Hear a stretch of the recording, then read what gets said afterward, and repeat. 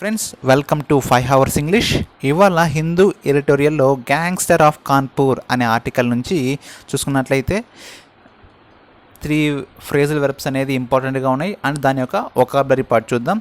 ముందుగా లైక్ చేయండి, షేర్ చేయండి మరియు సబ్స్క్రైబ్ చేసుకోండి.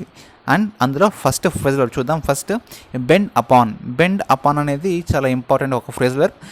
బెండ్ అపాన్ ఏం డెఫినేషన్ చూసినట్లయితే బీ వెరీ డిటర్మైన్డ్, లేకపోతే be inclined or be prepared to do something. ఒకదానికి ఏదైనా చేయడానికి ప్రిపేర్డ్గా సిద్ధంగా ఉండడం లేదా డిటర్మినేషన్తో ఉండడం అనే మీనింగ్ చెప్తోంది.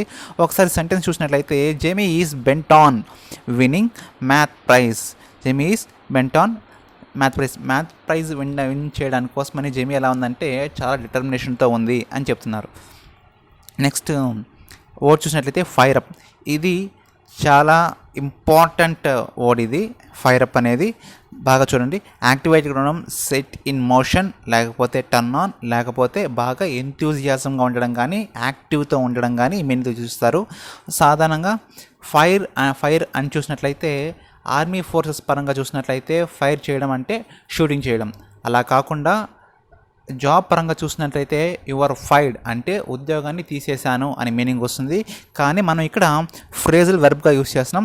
ఒట్టి ఫైర్డ్ అని యూస్ చేయకుండా పక్కన అప్ అనే వర్డ్తో మనం యూస్ చేస్తున్నాం కాబట్టి ఫైర్డ్ అప్ అంటే బాగా యాక్టివ్గా ఉండడం లేకపోతే ఎంతూజియాజంగా ఉండడం. He was fired up for last sessions FA cup ఫైనల్లో లాస్ట్ సెషన్లో జరిగిన దానికి ఆ టైంలో అతను ఎలా ఉన్నాడంటే చాలా ఎంతూజియాజంగా యాక్టివ్గా ఉన్నాడు అని చెప్తున్నారు.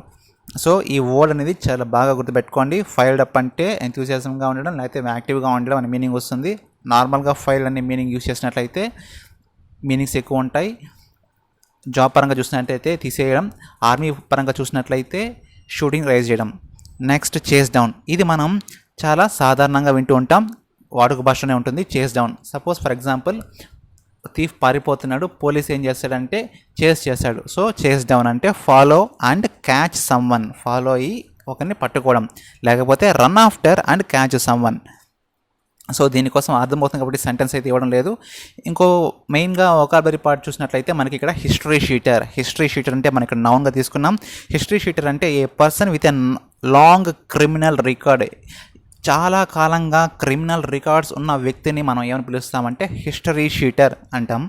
అదే రౌడీజం చేసే వాళ్ళని మనం రౌడీ షీటర్ అంటాం కదా, అలాగే కేసెస్ ఎక్కువగా ఉన్నామని హిస్టరీ షీటర్ అని పిలుస్తాం. నెక్స్ట్ ఇది ఒక ఇంపార్టెంట్ అయిన వర్డ్, మరి చెప్తాను. ఇది ఒక ఇంపార్టెంట్ అయిన వర్డ్ బియర్ అంటే సాధారణంగా మనం యూజ్ చేస్తున్నాం, నేను ఎక్కువ వెయిట్ని బియర్ చేస్తున్నాను లేకపోతే ఎక్కువ బర్డన్ మోస్తున్నాను అని చెప్తారు. సో బియర్ బర్డన్ అనే మీనింగ్తో వస్తుంది. కానీ ఇక్కడ మనం చూసినట్లయితే హ్యావ్, డిస్ప్లే, ఎగ్జిబిట్, షో అనే మీనింగ్తో వస్తుంది. కలిగి ఉండడం కానీ లేకపోతే ఏదైనా డిస్ప్లే చేయడం కానీ చూపించడం అనే మీనింగ్తో వస్తుంది. 2 రకాల మీనింగ్లు అయితే ఉంటాయి. సో దీన్ని బియర్ అనేది చాలా గుర్తుపెట్టుకోండి. And bear out, bear up అనే ఫ్రేజ్ వెర్బ్స్ కూడా ఉన్నాయి, దాన్ని కూడా బాగా గుర్తుపెట్టుకోవాలి. ఫస్ట్ ఒకసారి సెంటెన్స్ చూసినట్లయితే దీనికి many of the papers bore his flamboyant signature. ఇక్కడ మనం ఫ్లేమ్బాయింట్ అనే మీనింగ్ చూసుకోవాలా. ఫ్లేమ్బాయింట్ అంటే బాగా సక్సెస్ఫుల్ అయిన పర్సన్ లేకపోతే సెలబ్రిటీ పర్సన్ అనుకుందాం. సపోజ్ ఒక సింగర్ అనుకుంటే సింగర్ సిగ్నేచర్ కోసం ఏమని చేస్తున్నారంటే మెనీ ఆఫ్ పీపుల్ ఏం చేస్తారంటే పేపర్ తీసుకొని దాన్ని చూపిస్తున్నారు, సిగ్నేచర్ చేయమని అడుగుతున్నారు అని మీనింగ్గా వస్తుంది. నెక్స్ట్ వర్డ్ చూద్దాం. ఎమాన్సియేషన్ అంటే చాలా డెలికేట్గా ఉండడం, డెలికసీ చాలా డెలికేటెడ్గా ఉండడం. ఫ్రాగాలిటీ అండ్ స్ట్రెంగ్త్ లెస్నెస్, ఫాల్టీనెస్ లేకపోతే వీక్నెస్ అనే సినోనిమ్స్గా ఉన్నాయి. కానీ ఇక్కడ మెయిన్గా ఎమాన్సియేషన్ అనే పదాన్ని మనం డెలికసీ అనే వర్డ్కి యూజ్ చేస్తున్నాం, లేకపోతే స్ట్రెంగ్త్ లెస్నెస్ అండ్ ఫ్రాగాలిటీ అనే మీనింగ్తో ఎక్కువగా యూజ్ చేస్తున్నాం. ఎమాన్సియేషన్ అనేది ఇక్కడ TION అని రావడం వల్ల దీన్ని నౌన్ అని చెప్తున్నాను. అండ్ ఒకసారి మనకి సెంటెన్స్ పరంగా చూసుకున్నట్లయితే thin to the point of emaciation అంటే ఒక suppose for example pen point చూడండి, ఆ పెన్ పాయింట్ థిన్గా ఉంది అండ్ ఎమాన్సియేషన్గా ఉంది అని చెప్పినప్పుడు ఎలా ఉంటుందంటే చాలా వీక్గా ఉంది, డెలికేట్గా ఉంది. ఆ ఒక నిబ్ ఎలా ఉంటుంది, చాలా డెలికేట్గా ఉందని చెప్తున్నారు. Thin to the point of emaciation. And ఒకసారి నెక్స్ట్ వర్డ్ చూసినట్లయితే ఎక్స్టోర్షన్. ఈ ఎక్స్టోర్షన్ మనం సాధారణంగా వింటుంటాం, కాకపోతే ఈ పదం కాకుండా మనం ఏ పదం వింటామంటే బ్లాక్మెయిల్ చేయడం కానీ, డిమాండింగ్ మనీ, బెదిరించి మనీని డిమాండ్ చేయడం అనే పదాలు వింటాం, కానీ దానికి మెయిన్ పదం ఏమంటే నౌన్ పరంగా చూసినట్లయితే ఎక్స్టోర్షన్ అండ్ ఎక్స్ట్రాక్షన్ మరియు ఎక్స్టోర్షన్ అనే పదాన్ని గుర్తుపెట్టుకోవాలి. నెక్స్ట్ వర్డ్ చూసినట్లయితే యాంబుష్ అనే వర్డ్ మనం బాగా చూస్తూ ఉంటాం, కానీ ఈ పేరుతో పిలవాలని తెలియదు. సర్ప్రైజ్గా వెనక నుంచి అటాక్ చేసినప్పుడు, లేకపోతే మీ ఫ్రెండ్సే మీ దగ్గరికి వెనక నుంచి వచ్చి సర్ప్రైజ్ అటాక్ చేసినప్పుడు, అలా ట్రాప్ చేసి కానీ చేసి అపహరించినప్పుడు, అలాంటి సమయాల్లో మనం ఏం చేస్తామంటే యాంబుష్ అనే వర్డ్ యూజ్ చేస్తాం. ఒకసారి డిఫరెన్స్ చూసినట్లయితే an act of hiding to attack by surprise కోసం అటాక్ చేయడం అనేది అనే మీనింగ్తో వస్తుంది. లేకపోతే సర్ప్రైజ్ అటాక్, లేకపోతే ట్రాప్ చేయడం కానీ, పిట్ఫాల్ కానీ. కానీ ఇక్కడ మనం ఎగ్జామ్ పాయింట్ ఆఫ్ వ్యూగా గుర్తుంచుకోవాల్సిన పాయింట్ ఏమన్నా ఉంది అంటే ఇక్కడ యాంబుష్ అనే వర్డ్ని గుర్తుపెట్టుకోవాలి అండ్ పిట్ఫాల్ అనే వర్డ్ని గుర్తుపెట్టుకోవాలి. అండ్ నెక్స్ట్ వర్డ్ చూసినట్లయితే సీక్ అనే వర్డ్ కూడా చాలా ఇంపార్టెంట్ ఫ్రెండ్స్. ఒకసారి సీక్ అంటే మామూలుగా సెర్చ్ చేయడం అనే మీనింగ్ వస్తుంది, కానీ ఇక్కడ ఏంటంటే ట్రై అనే మీనింగ్ కూడా ఉంది. అటెంప్ట్ చేయడం కానీ, తిరిగి ట్రై చేయడం కానీ ఈ రెండు వర్డ్ అనేది బాగా గుర్తుపెట్టుకోండి. Go after and set out. ఈ సెట్ అనే పదంతో చూసినట్లయితే చాలా బాగా గుర్తుపెట్టుకోవాలా. సెట్ బ్యాక్స్ అని ఏమైనా వచ్చినట్టయితే అది ప్రాబ్లమ్స్ తీసుకొచ్చినట్టు, సెట్ అవుట్ అని చూసినట్లయితే ఏదైనా అటెంప్ట్ చేయడం అనే మీనింగ్తో ఇది బయటకు వస్తుంది. సో ఈ మీనింగ్స్, ఈ వర్డ్ మీనింగ్ అనేది బాగా గుర్తుపెట్టుకోండి. ఎగ్జామ్ పాయింట్ ఆఫ్ వ్యూ వచ్చేసి సెట్ అవుట్ అనే మీనింగ్ కావాలి అండ్ గో ఆఫ్టర్ అనే మీనింగ్ కావాలి. ఈ రెండు పదాలు గుర్తుపెట్టుకోండి. అండ్ ఇంకో రకంగా చూసుకున్నట్లయితే సీక్ అనే పదం వచ్చేసి సర్చ్ చేయడం అనే మీనింగ్ కూడా వస్తుంది. ఇక్కడ సెంటెన్స్ పరంగా సర్చ్ అనే మీనింగ్ చూసినట్లయితే they came here to seek shelter for biting winter winds. అంటే ఎముకలు కోరికే చలిలో వాళ్ళు ఎందుకు వచ్చారంటే షెల్టర్ని వెతుక్కోవడం కోసం వచ్చారు అని ఈ సెంటెన్స్ పరంగా చెప్తున్నట్లు ఉంది. అండ్ అటెంప్ట్ పరంగా చూసినట్లయితే the government seeks to something, ఏదన్నా లంచం ఇచ్చి తీసుకోవడం కానీ అలాంటి టైంలో అలాంటి ఏం చేస్తారు, అలాంటి సందర్భాలు ఏం చేస్తారంటే సీక్ అనే పదాన్ని అయితే యూస్ చేస్తారు. ఎక్కడైతే పాలిటీషియన్స్ డబ్బులు ఇచ్చి కొనుగోలు జరుగుతాయో పొలిటీషియన్స్ని, అలాంటి టైంలో సీక్ అనే పదాన్ని యూస్ చేస్తారు. అదే మామూలుగా మనం యూస్ చేసినట్లయితే సర్చ్ అనే పదంతో యూస్ చేస్తాం. సో ఈ రెండు పదాలకి మీరు జాగ్రత్తగా గుర్తుపెట్టుకోండి. నెక్స్ట్ ఇంపెండింగ్ అనే పదం చూసినట్లయితే రెండు రకాల అర్థాలు ఉంటాయి. ఇంపిడిమెంట్స్ అనే పదం వచ్చినట్లయితే దాన్ని ఆబ్స్టాకిల్స్ అంటాం, అది ఇంపిడిమెంట్ అయితే.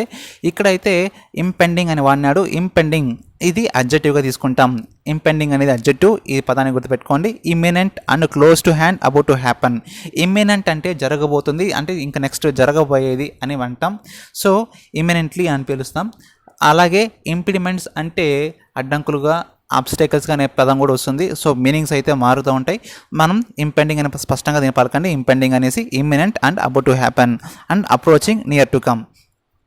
నెక్స్ట్ చూసినామంటే సెట్ బ్యాక్ అని చూసినట్లయితే ఇక్కడ ప్రాబ్లమ్స్ అని ఉంది. ఏమైతే సడన్గా జరిగితే ఎదుర్కొనే వాటిని ఏమని అంటామంటే ప్రాబ్లమ్స్ అంటాం. అండ్ మిస్హ్యాప్, అనుకోకుండా జరిగింది, వెల్త్ పరంగా మిస్ఫార్చ్యూన్ జరిగింది. సో దానివల్ల మనకి సెట్ బ్యాక్స్ అని ఏర్పడ్డాయి. A serious set back for the peace ప్రాసెస్కి తీవ్ర అంతరాయం జరిగింది. చాలా డిఫికల్టీ ప్రాబ్లమ్స్ ఏర్పడ్డాయి. ప్రజెంట్ సిచ్యువేషన్లో చైనా అండ్ ఇండియా చూసినట్లయితే చాలా సెట్ బ్యాక్స్ అయితే ఉన్నాయి. సో చాలా ప్రాబ్లమ్స్ అయితే ఉన్నాయి. ఈ వర్డ్ అనేది సెట్ అవుట్, సెట్ బ్యాక్ ఇలాంటివి ఖచ్చితంగా గుర్తుపెట్టుకోండి. ఖచ్చితంగా మనకి ఎర్రర్ స్పాటింగ్లో కానీ అండ్ ఒకే వర్డ్ని ఇచ్చి 3-4 ఫిల్ ద బ్లాంక్స్లో ఇచ్చినప్పుడు ఈ వర్డ్స్ అనేది ఖచ్చితంగా ఇస్తాడు. నెక్స్ట్ వర్డ్ చూసినట్లయితే బుల్డోస్ అంటే డెస్ట్రాయ్ అని, ఏదైనా వెర్రగొట్టడం, పగలగొట్టడం అనే మీనింగ్తో వస్తుంది. బుల్డోజ్ అంటే టోటల్గా డిస్ట్రాయ్ లేకపోతే డిమాలిష్, మొత్తాన్ని కూల్చడం అనే మీనింగ్తో వస్తుంది. టోటల్గా నెగిటివ్ మీనింగ్లో ఉంది. నాక్ డౌన్ ఎముకలు ఎరగొట్టడం, destroy, demolish and knock down. Next చూసినట్లయితే స్ట్రాడల్ అంటే ఇక్కడ మనం చూసినట్లయితే both sides of something extend across traverse అని ఇచ్చాడు. యాక్చువల్ దీని మీనింగ్ ఏంటంటే అడ్వెంచరస్ చేస్తారు కదా, అడ్వెంచర్ చేసేటప్పుడు ఎలా ఉంటుందంటే ఈ ఒక వే నుంచి ఇంకో వేకి వెళ్ళేటప్పుడు ఒక చిన్న తాడుతో కట్టబడిన చెక్కలని తాడుతో కట్టబడతారు, బ్రిడ్జ్ వేస్తారు. అలాంటి ఆ బ్రిడ్జెస్ని ఏమంటారంటే స్ట్రాడల్ అంటాము ఇక్కడ. సో దాన్ని చూసినట్లయితే on both sides of something, రెండు వైపులా ఎమర్చింది అని చెప్తున్నాడు. ఎక్స్టెండ్ అక్రాస్, ఈపై ఇరువైపులా ఎక్స్టెండ్ చేయడం అనే మీనింగ్తో కూడా వస్తుంది. దీన్ని ట్రావర్సీ అన్న స్ట్రాడల్ అన్న ఒకటే. సో ఈ వర్డ్ అనేది చాలా బాగా గుర్తుపెట్టుకోండి. నెక్స్ట్ ఎంబ్లమాటిక్ ఈజ్ ఒక అడ్జెక్టివ్, TIC అనే పదం వల్ల ఎంబ్లమాటిక్ అని చూస్తున్నాం, అడ్జెక్టివ్ తీసుకున్నాం. ఇక్కడ ఎంబ్లమాటిక్ అనే వర్డ్ని మనం ఎందుకు యూజ్ చేస్తామంటే చారిత్రాత్మకమైన తీర్పు. ఎంబ్లమాటిక్ స్టేట్మెంట్, ఒక జడ్జి ఎంబ్లమాటిక్ స్టేట్మెంట్ ఇచ్చాడు అని తెలిసినట్లయితే అంటే చారిత్రాత్మకమైన తీర్పు ఇచ్చాడు అంటే సపోజ్ అయోధ్య కేసులో కానీ ఎల్జీబీటీ కేసులో కానీ ఒక తీర్పు అనేది సంచలన తీర్పు ఇస్తారు కదా, అలాంటి తీర్పులు ఏమైనా ఉంటే ఎంబ్లమాటిక్ స్టేట్మెంట్స్, జడ్జిమెంట్స్ అంటారు. సింబాలిక్గా, రిప్రజెంటేటివ్గా, డెమోన్స్ట్రేటివ్ అంటారు. సింబాలిక్ స్టేట్మెంట్స్ అయితే ఇచ్చారు అంటే ఒక్కసారి ఇచ్చిన దాన్ని బేస్ చేసుకొని మళ్ళీ ఇంకా దేని ఇతర వ్యక్తులు దాని మీద బేస్ చేసుకుంటారు. సో దాన్ని ఎంబ్లమాటిక్ అంటారు. సో మార్బిడ్, ఈ మార్బిడ్ అనేది చాలా నెగిటివ్ మీనింగ్. అంటే మనకి తెలిసినట్లయితే మార్బిడ్ పరంగా చూసుకున్నట్లయితే దెయ్యాలు వేషాలు వేసుకొని అలా కళ్ళకి చార్లు వేసుకొని అలాగా బిహేవ్ చేసే వాళ్ళని, క్రూయల్గా బిహేవ్ చేసే వాళ్ళని, అలాంటిది మనం మార్బిడిటీ అంటాం, మార్బిడ్ అంటాం ఇక్కడ అడ్జెక్టివ్. గ్రూసమ్ కానీ గ్రొటెస్క్యూ కానీ ఇది పూర్తిగా స్కెలిటన్స్ వేషం వేసుకుంటారు, చూడడానికి భయంకరంగా ఉంటుంది, చాలా హారిబుల్గా ఉంటుంది. సో అందుకని గ్రూసమ్ అనే వర్డ్ యూజ్ చేసినాం. సో గ్రూసమ్ అనే వర్డ్ అన్నా, గ్రొటెస్క్యూ అన్నా, మార్బిడ్ అన్నా చాలా భయంకరమైన వర్డ్ అనేది, భయంకరంగా కనిపిస్తుంది, ఆకారాలు భయంకరంగా ఉంటుంది. సపోజ్ సెంటెన్స్ పరంగా చూసినట్లయితే his morbid fascination with the horrors of the contemporary వార్ఫేర్లో అతని ఫ్యాసినేషన్ ఎలా ఉందంటే మార్బిడ్ ఉంది, మార్బిడ్ లాగా ఉంది అని చెప్తున్నాడు. నెక్స్ట్ వర్డ్ చూసినట్లయితే అఫ్లిక్షన్ అంటే బాధ, వేదనతో కలిగి ఉండడం. సో అలాగా ఇబ్బందుల వల్ల బాధపడడం అలాంటి మీనింగ్తో వస్తుంది. సపోజ్ ఒళ్ళు నొప్పులు అంటే నరాల నొప్పి ఏదైనా తెలిసిందంటే సివియర్ అఫ్లిక్షన్స్ అని కూడా అంటారు, క్రిపుల్ అఫెక్షన్స్ అని కూడా అంటారు. అండ్ సపోజ్ సెంటెన్స్ కనుక చూసినట్లయితే మనకి ఇక్కడ poor people in great affliction. Poor people అనే వాళ్ళు ఇప్పుడు ఎలా ఉన్నారంటే ఈ కరోనా కారణంగా గ్రేట్ అఫ్లిక్షన్ సఫర్ అవుతున్నారు అనే మీనింగ్తో వీళ్ళు చెప్తున్నారు ఇక్కడ. నెక్స్ట్ వర్డ్ చూసినట్లయితే వెస్టెడ్ ఇంట్రెస్ట్ అంటే a personal interest in something to get benefit. తన ప్రయోజనం కోసం, తన స్వార్థం కోసం, పర్సనల్ ఇంట్రెస్ట్ కోసం ఒక సిచ్యువేషన్ మీద లేకపోతే ఒక పని మీద ఇంట్రెస్ట్ చూపించడం అనే దాని మీద ఈ మీనింగ్ అయితే వస్తుంది, వెస్టెడ్ ఇంట్రెస్ట్. నెక్స్ట్ వర్డ్ చూసినట్టే మేల్ వాలెంట్, ఇది పూర్తిగా negative meaning and adjective. So malevolent అంటే మేల్ అంటే ఇక్కడ బ్యాడ్ అని అర్థం, మేల్ వాయిలెన్స్, దాంట్లో వాయిలెన్స్ కూడా ఉంది. Vicious and harmful, dangerous and malicious virus అంటారు, అలాగా చాలా హార్మ్ఫుల్ వైరస్ అనేసి అంటారు. సో దాన్ని మేల్ వాయిలెంట్. కోయర్సివ్ అని చూసినట్లంటే అథారిటేరియన్ అంటే సింగిల్ పర్సన్ మెజర్స్ అనమాట. ఇప్పుడు సపోజ్ మనకి ఇక్కడ అజిత్ దోవల్ గారు ఎలాంటి మెజర్ తీసుకుంటారంటే చాలా కోయర్సివ్ మెజర్ తీసుకుంటారు. అండ్ మోదీ గారు చాలా కోయర్సివ్ మెజర్ తీసుకుంటారు. ఇలాగా సర్జికల్ స్ట్రైక్స్ కానీ, ఇలాంటి యుద్ధం వచ్చే పనులు కానీ, వన్ రేషన్ వన్ కంట్రీ ఇలాంటి జిఎస్టీ కానీ ఇలాంటివంతా కోయర్సివ్ మిషన్స్ తీసుకోవడం. అలాంటి మిషన్ తీసుకున్నప్పుడు చాలా స్ట్రిక్ట్గా అథారిటేరియన్గా ఉంటుంది అండ్ ఓవర్ బియరింగ్గా, టఫ్గా, చాలా హార్ష్గా ఉంటుంది అలాంటి మెజర్ చూసినప్పుడు. అలాంటి సందర్భాల్లో మనం కోయర్సివ్ అని యూజ్ చేస్తాం. కోయర్స్ అనేది అడ్జెక్టివ్, పక్కన నౌన్ మనం యూజ్ చేసినట్లయితే దాన్ని డిఫైన్ చేస్తుంది. నెక్స్ట్ అవుట్ సైజ్డ్ అనేది అడ్జెక్టివ్. నెక్స్ట్ అవుట్ సైజ్ అంటే ఉన్న సైజ్ కన్నా ఎక్కువ అని అర్థం. Very large and enormous, massive, heavy. ఇక్కడ మనం తెలియని పదం ఏంటంటే గ్రాస్ అంటే మనకి మామూలుగా తెలిసినటువంటి టోటల్ చేయడం అనే మీనింగ్ వస్తుంది. కానీ ఇక్కడ గ్రాస్ అనే మీనింగ్ ఏంటంటే ఎక్కువ అమౌంట్తో ఉండడం, ఎక్కువ సైజ్తో ఉండడం అని కూడా మీనింగ్ వస్తుంది. హ్యూజ్ అనే మీనింగ్ మనం తెలిసినట్టువే. సో అవుట్ సైజ్డ్ కానీ ఇక్కడ గ్రాస్ కానీ మీనింగ్ మనం తెలుసుకోవాలి.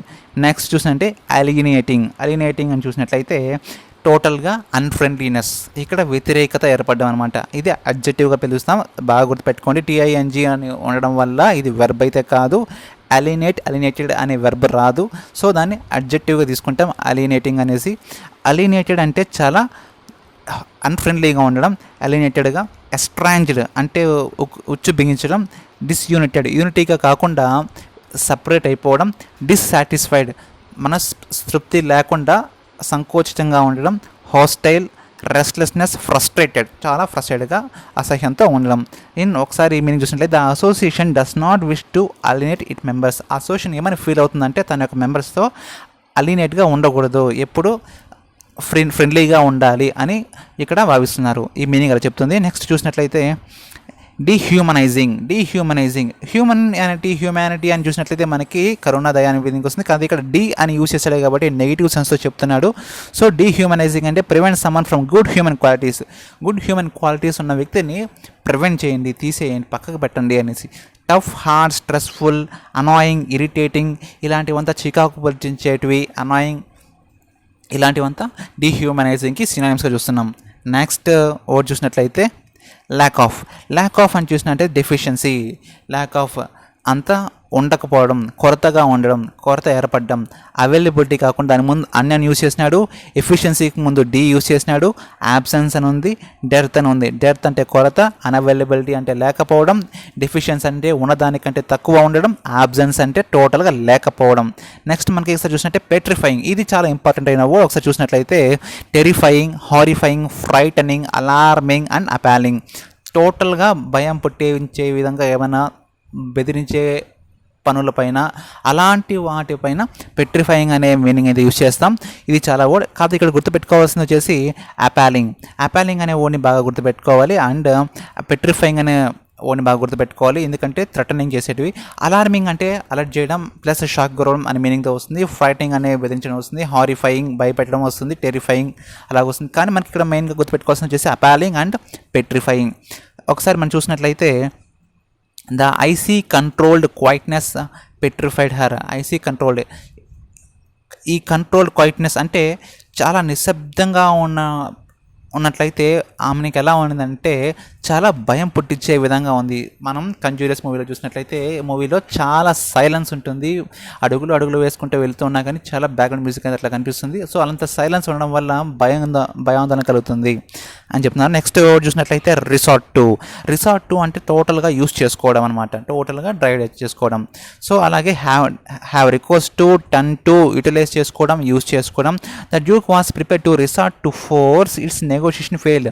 ఎప్పుడైతే నెగోషియేషన్ ఫెయిల్ అవుతుందో తన టోటల్ ఆర్మీని అంతా రిసార్ట్ చేయాలనుకున్నాడు, రిసార్ట్ చేయాలనుకుంటున్నాడు. అంటే మనం ఇప్పుడు ఇండియన్ చైనా బార్డర్స్ క్లాష్లో కూడా చూసినట్లయితే మనం త్రివిధ దళాలు మొత్తాన్ని కూడా యూజ్ చేస్తున్నాం. ఆర్మీ ఫోర్స్ ముందు యూజ్ చేసినట్లయితే తర్వాత నేవీ ఫోర్స్ని యూజ్ చేసినాం, అలాగే సైనిక నేవీ ఫోర్స్, ఎయిర్ ఫోర్స్ని కూడా యూజ్ చేసినాం. ఇలాగా టోటల్ రిసార్ట్ అంటే మొత్తాన్ని యూటిలైజ్ చేయడాన్ని అనే మీనింగ్తో దీన్ని చెప్తున్నాం. ఇక్కడ మనం గుర్తుపెట్టుకోవాల్సింది వచ్చేసి రిసార్ట్ టు అనే మీనింగ్ని గుర్తుపెట్టుకోవాలి, అండ్ రికార్డ్స్ టు అనే గుర్తుపెట్టుకోవాలి. టర్న్ పక్కన టూ ఉన్నట్లయితే మాత్రమే మనం దాన్ని యూజ్ చేశారు అని చెప్పేదానికి వీలుంటుంది. టర్న్ అంటే తిరగడం, కానీ టూ యూజ్ చేసినట్లయితే యూజ్ చేసుకున్నట్లు అని మీనింగ్తో వస్తుంది. సబ్వర్ట్, ఇది చాలా ఇంపార్టెంట్ అయిన వర్డ్ ఫ్రెండ్స్. ఇది వెర్బ్గా యూజ్ చేస్తాం. దీన్ని సబ్వర్ట్ అంటే డ్యామేజ్ చేయడం, మెయిన్గా డ్యామేజ్ చేయడం అండ్ ఏదైనా వీకెండ్ చేయడం, ఉన్నదాన్ని వీకెండ్ చేయడం, బలహీన పరిస్తే అది ఈజీగా డ్యామేజ్ అవుతుంది. అలాగే పెయిర్ అన్నప్పుడు స్ట్రాంగ్గా ఉంటుంది. అనే దాన్ని యూజ్ చేయడం వల్ల దాన్ని బలహీన పడడం అని చెప్తారు ఇక్కడ. అండ్ అండర్మైన్, దాన్ని తక్కువ చేసి చూడడం. And attempt to subvert democratic గవర్నమెంట్ని ఎలా అటెంప్ట్ చేశారంటే వీకెండ్ చేసేదానికి అటెంప్ట్ చేశారు. మనకి బాగా గుర్తుపెట్టుకోవాల్సిన పదాలు ఏమైనా ఉన్నాయంటే సబ్వర్ట్ అనే పదాన్ని గుర్తుపెట్టుకోవాలి, అండ్ అండర్మైన్ అనే పదాన్ని గుర్తుపెట్టుకోవాలి. నెక్స్ట్ అప్హోల్డ్ అని చూసినట్లయితే కన్ఫర్మ్ చేసుకోవడం. ఇక్కడ విండికేట్ అనే పదాన్ని ఎక్కువగా యూజ్ చేశాడు, అండ్ ఎండోర్స్ అనే పదాన్ని యూజ్ చేశాడు, అండ్ అప్హోల్డ్ అనే పదాన్ని యూజ్ చేశాడు. ఎగ్జామ్స్లో అయితే అప్హోల్డ్ అంటే ఎండోర్స్ కానీ విండికేట్ కానీ అనే పదాన్ని గుర్తుపెట్టుకోండి. అంటే ఈ రెండింటి మీనింగ్ ఏంటంటే కన్ఫర్మ్, అగ్రీ చేస్తున్నారు అని మీనింగ్తో వస్తుంది. ఫ్రెండ్స్, ఈ వీడియో కనుక మీకు నచ్చినట్లయితే ఖచ్చితంగా షేర్ చేయండి, సబ్స్క్రైబ్ చేయండి అండ్ లైక్ చేసుకోండి. Thank you friends.